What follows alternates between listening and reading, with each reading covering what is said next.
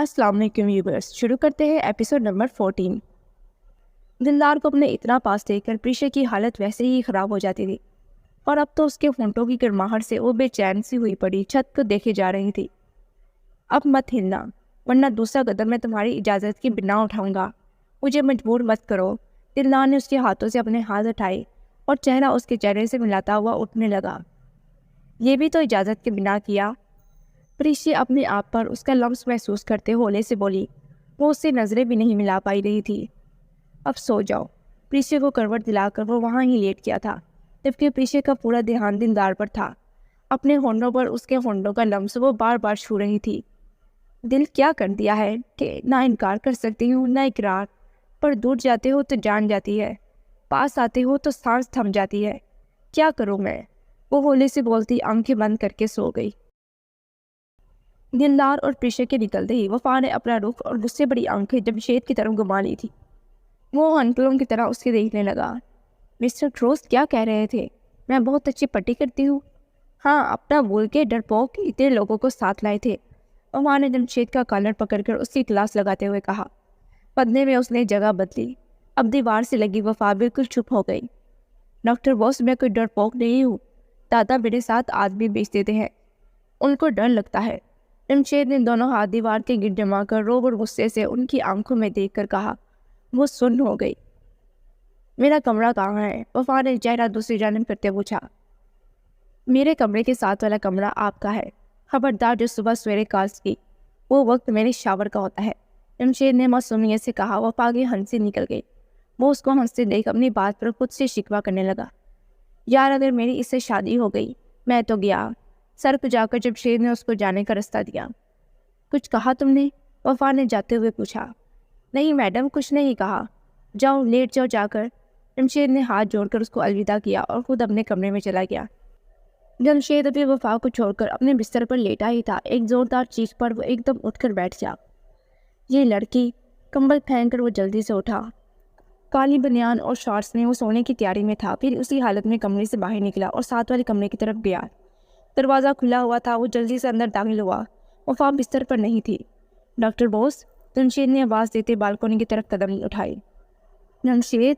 وفا کی آواز پر وہ بھاگا۔ دیکھا تو وہ بالکونی میں کھڑی رو رہی تھی۔ کیا ہوا وفا؟ جمشید کے آتے ہی وہ بچوں کی طرح اسے لپٹ گئی اور رونے لگی۔ کیا ہوا ہے؟ کچھ بتاؤ گی؟ جمشید نے اس کو دونوں بازو سے پکڑا تو اس کا ایک بازو پھٹا ہوا تھا۔ جمشید نے اس کی طرف دیکھا۔ کس نے کیا؟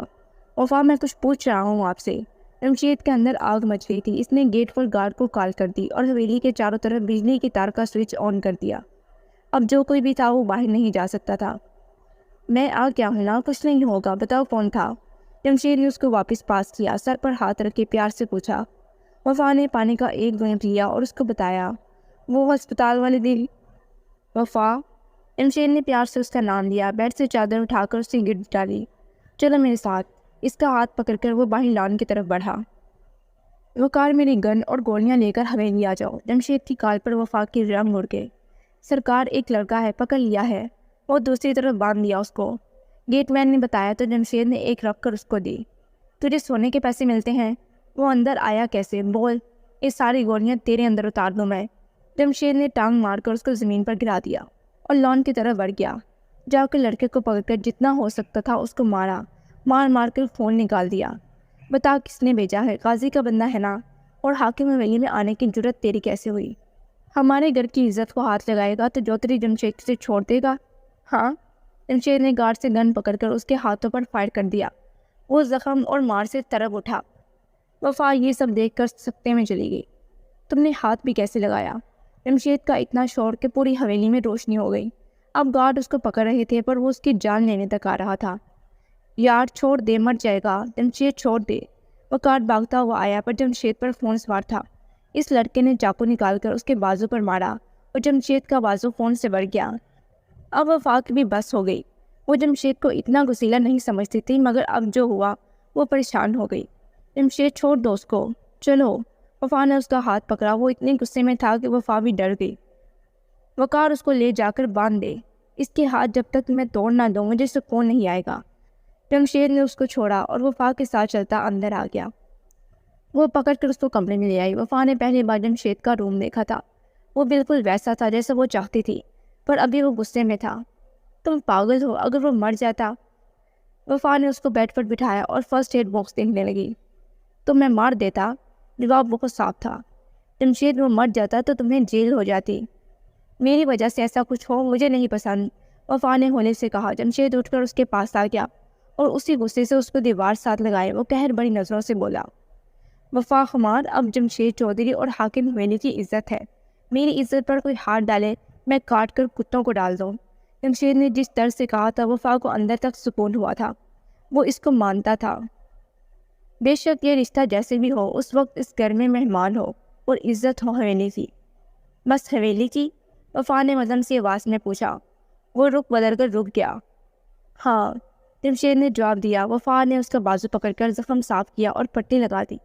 وہ کچھ دیر کچھ نہیں بولی، وہ اس کو دیکھ رہا تھا۔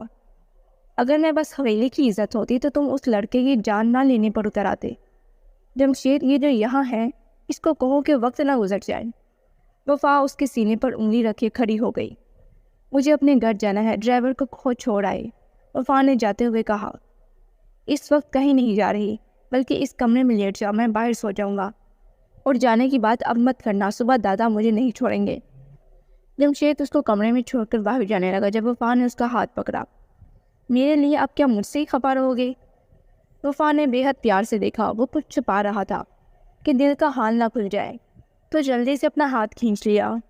میں ناراض نہیں ہوں ڈاکٹر، آپ سو جاؤ، گڈ نائٹ، جمشید نے کہا اور چلا گیا۔ وفا افسردہ سی اس کے بیڈ پر آ کے بیٹھ گئی اور کمرہ دیکھنے لگی، جہاں اس کی تصویریں تھیں، کچھ ڈگریاں اور کچھ شو پیس۔ جمشید کا تکیہ لیے وہ وہاں لیٹ گئی۔ اس کمرے میں اس سے کوئی خوف، کوئی ڈر محسوس نہ ہوا، اور پھر آنکھیں کب خوابوں میں سفر کرنے لگیں اس کو پتہ ہی نہ چلا۔ کیا مجھے وہ اچھی لگنے لگ گئی ہے؟ پر میں نے کبھی اس کے بارے میں، پھر اس کے ساتھ جو ہوا مجھے اتنا غصہ کیوں آیا ہے؟ پتہ نہیں کیا ہے۔ جمشید نے دوسرا بازو سر کے نیچے رکھا اور سوچتا ہوا سو گیا۔ فون کی بیل پر اس کی آنکھ کھلی۔ جمشید نے وقت دیکھا تو 3 بج رہے تھے، انجان نمبر تھا۔ جمشید نے کال ریسیو کی۔ ہیلو مسٹر جمشید، ایک نسوانی سی آواز پر وہ چونکا۔ جی، جمشید نے جواب دیا۔ Hello dear Jamshed, I am Shamail, وہ مسکرا کر بولی۔ سوری، رانگ نمبر، جمشید نے کہہ کر کال کاٹ دی اور واپس سو گیا۔ جی تو ریڈرز، ملتے ہیں نیکسٹ ایپیسوڈ میں، تب تک کے لیے خدا حافظ۔